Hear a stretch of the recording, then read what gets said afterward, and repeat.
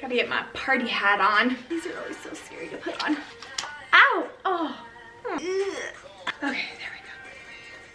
Hey pearls, everybody loves a fun party. Birthdays, holidays, anniversaries, it really doesn't matter. There's always an occasion for a party. But you have to be careful. If you don't pay attention, you can very quickly end up spending hundreds of dollars for 2 hours of your life. I'm gonna teach you guys in today's video how to stick to a $50 budget no matter what when you are throwing a party.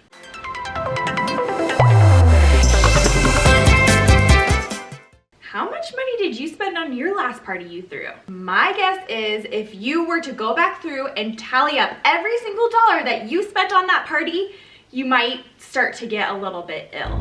What? No! Well, that stops now! I like to consider myself somewhat of an expert when it comes to planning parties on a budget. I like to give myself the challenge every time I throw a party, which is pretty often a $50 budget. It doesn't matter the party size. It doesn't matter how many guests I plan on entertaining. It doesn't matter the age of the guests. Now this says happy birthday, but I'm gonna share with you guys 13 brilliant tips, if I do say so myself, to help you throw an unforgettable party no matter the occasion. Did you guys know that the New York Post reported last year that over 25% of parents spend over $400 every time they throw a party for their kid? That is just insane. Think about it. What could you do with that money that you're saving? Having a super fun, super entertaining, delicious party doesn't have to cost you hundreds of dollars. Now you guys know I'm all about making everything as easy and simple as possible for my pearls. Which is why I just so happened to put together this free printable for you guys. This is my party planner checklist on a budget.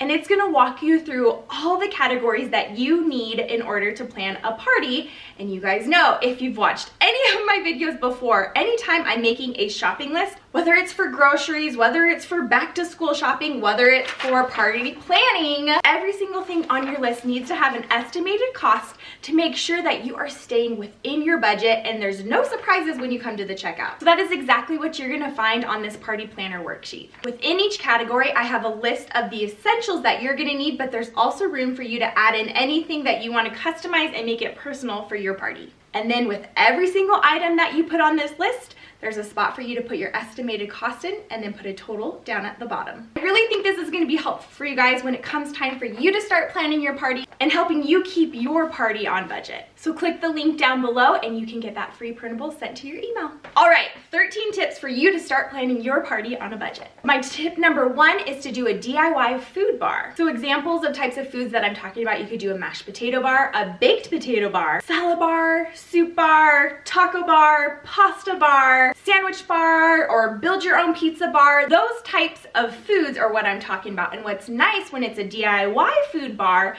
is you just put out all the different toppings or ingredients, things to build the meal separately. Then everyone can build their own customized meal to how they like it, which is really good for those picky kids, or adults, I guess. Just remember that when you're gathering ingredients for these meals, that you want to make as much of the food yourself, because cooking food at home is not that hard. It might take a little bit more time, but if you plan ahead, it's going to save you a lot more money than if you were to go out and buy catered food. My second tip for you guys, staying on the topic of food, is when you're planning these meals, also plan meals that do not require a lot of meat. In my meal planning videos, I always talk about using meals that use meat as a side attraction. Same rule goes for party planning. Meat can be the most expensive ingredient when it comes to meals, so sticking with this tip is gonna help you guys save lots of money. Tip number 3 is to have a potluck. I don't recommend doing this if it's like a birthday party or an anniversary, parties where it's focused on one person, because in that situation, I kind of feel like it's like, hey, come celebrate me and bring me food and bring me gifts. It just seems a little bit needy. We're not needy, pearls. But for other celebrations like 4th of July, a weekend barbecue, Father's Day, Christmas, Thanksgiving, or just a group movie night at your house, potlucks are perfect. A lot of times what I like to do when I'm throwing parties like that is I will provide the main course, and then I ask my guests on the invitation, important to include it on the invitation, I ask my guests to just bring their favorite fill in the blank. So maybe it's a dessert. Bring your favorite dessert, bring your favorite salads, bring your favorite pasta, things like that. Give specific assignments so you know what to plan for. My tip number 4 might be a little bit hard for some. I know I had to grow into this, but what it is to accept others' offers for help or to bring food. Just make sure that when you are going to others' parties that you do the same thing and offer your help or to bring some food. Tip number 5, this was a big one on my Instagram chat that we did the other day, is DIY your own cake or cupcakes. When you're buying cupcakes or cakes from the store, it easily starts at $25 per dozen or per cake. I don't care how many it feeds, how giant it is, or how delicious it is. $25 is half of my budget. I could do so much more with the money I save if I were to make it at home. Making cupcakes at home from scratch is really not that hard. Pinterest has a million recipes out there that are delicious, or just stock up when you see the cake mixes at the store on sale for $1 and you're good. You can easily make enough cake or cupcakes for your party starting around like $5, sometimes even less if you don't have that big of a party. That's a 75% savings. See how we're starting to cut costs down here? A little bit more DIY, but it's gonna save you a ton of money. Number 6, let's talk about party favors. To help cut party costs, one of the things I like to do for our party favors is to send home little bagged up treats. If they see their take-home goodie bag filled with a treat, like a home-baked cookie, they get way more excited than if they were to see a bag full of just trinkets filled up from the dollar store. That's just gonna clutter your house.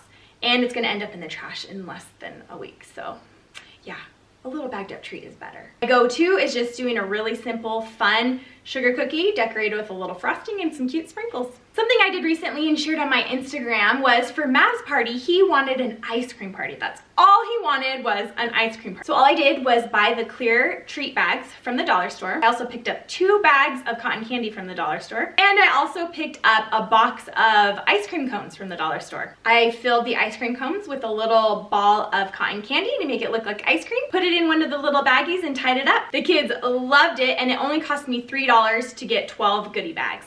Speaking of the dollar store, my tip number 7 is to be careful when you are shopping for party supplies at the dollar store. Those single dollar purchases can add up very, very quickly. So go to the dollar store with a plan. Before you head to the store, make sure you have a shopping list with the estimated costs per item so you know exactly how much you are planning to spend at the dollar store and how that works into your budget. One more tip about the dollar store is when you are searching for party supplies there, look for packages that have more than one item in there. So for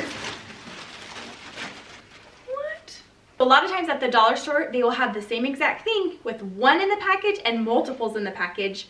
You're gonna save money by buying the multiples for the same price as you would buy the single. Tip number 8, make sure you're using your party planner checklist on a budget. I already went into how to use it.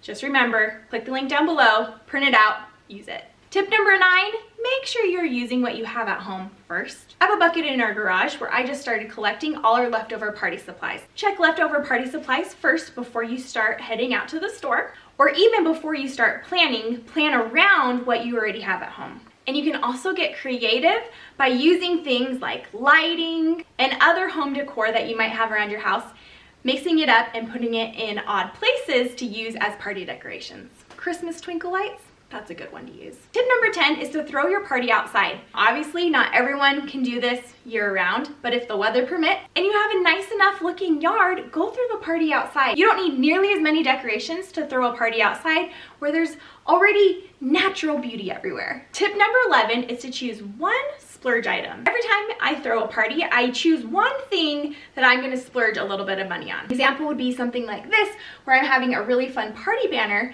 It's not super specific to that exact party. I buy something that's general enough in color and in style that I can reuse it in different parties. When you have a $50 budget, a splurge is gonna look more like maybe $10, $12. That's kind of what we're talking about here. If you guys are interested, I'll actually leave a link for this party banner that we got for Mav's birthday. It falls within the splurge budget, and I plan on reusing it for any birthday party I have in the future. Tip number 12, let's talk about activities and games. Pinterest is gonna be your best friend. Just head over to Pinterest and search DIY games, activities, or crafts for fill in the blank. If it's for adults, if it's for teenagers, if it's for kids, you're gonna find something on Pinterest, guaranteed. For little kids, I usually like to do some sort of craft or maybe like a science experiment, like doing slime.